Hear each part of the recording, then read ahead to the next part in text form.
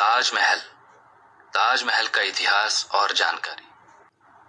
प्यार की मिसाल माना जाने वाला दुनिया का ये अजूबा भारत का गर्व है। इस अद्भुत स्मारक को सफेद संगमरमर से शाहजहां द्वारा उसकी बेगम मुमताज की याद में बनवाया गया था। दुनिया का हर एक इंसान आज ताजमहल देखने की चाह रखता है, क्योंकि इसे मोहब्बत का मंदिर कहा जाता है।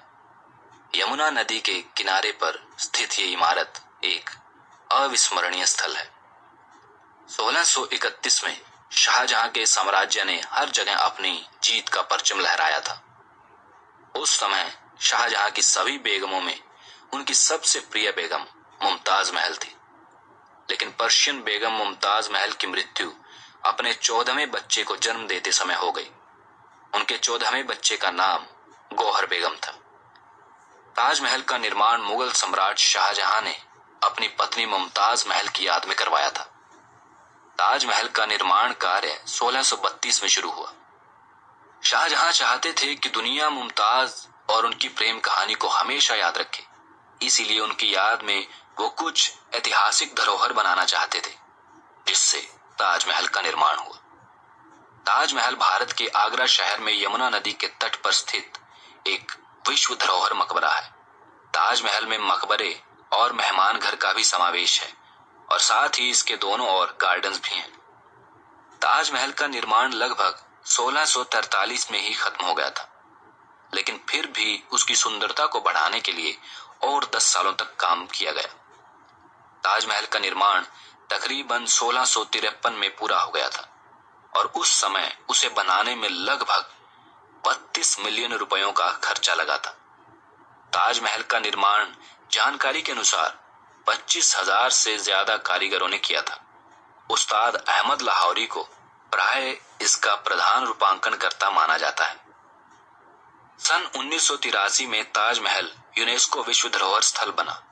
इसके साथ ही इसे विश्व धरोहर के सर्वत्र प्रशंसा पाने वाली अत्युत्तम मानवीय कृतियों में से एक बताया गया।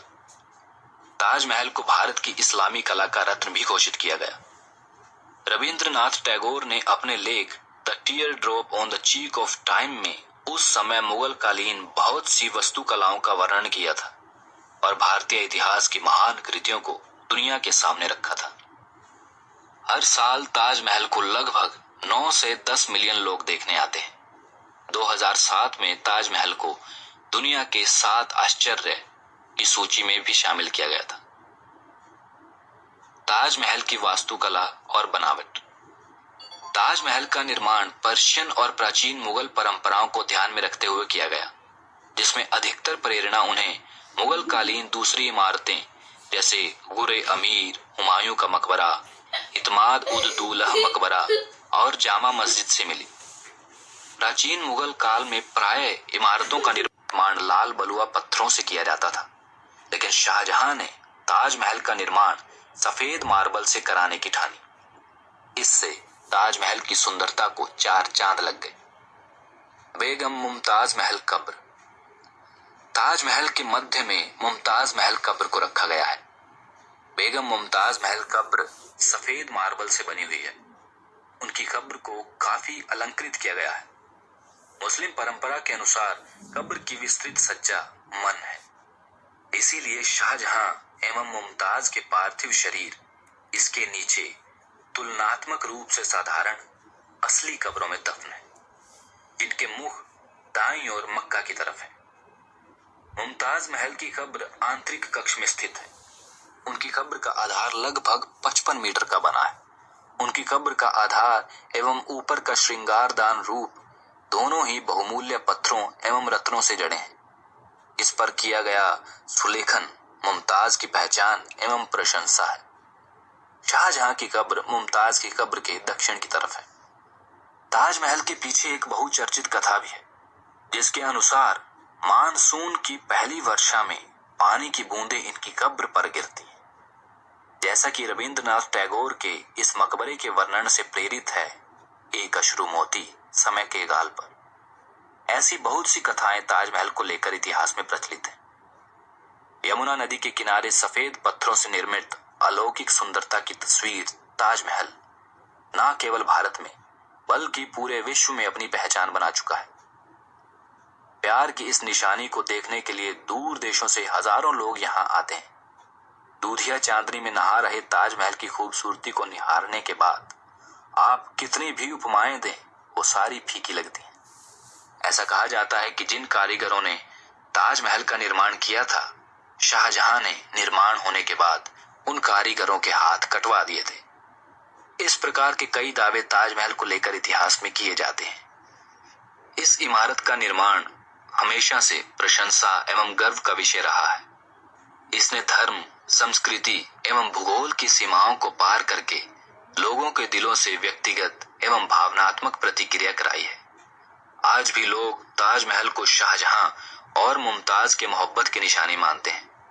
आज विश्व के सबसे सुंदर भवनों में से एक ताजमहल है। ताजमहल की कुछ रोचक बातें।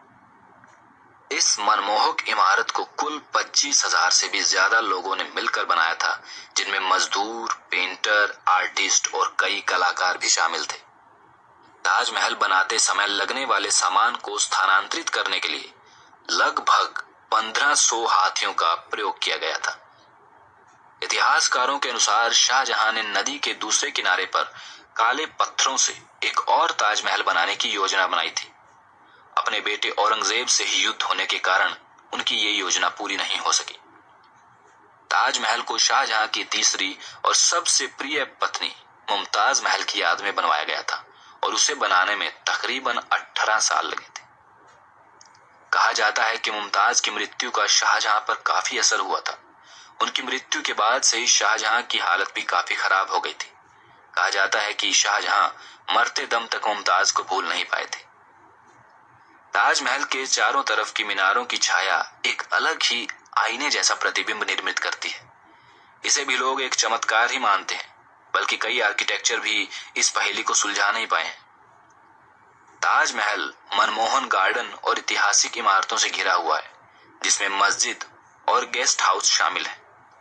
तकरीबन 17 हेक्टेयर जमीन पर ताजमहल का परिसर फैला हुआ है। ताजमहल की कुल ऊंचाई तकरीबन 73 मीटर है। ताजमहल दिन में अलग अलग समय में अलग अलग रंगों में दिखाई देता है।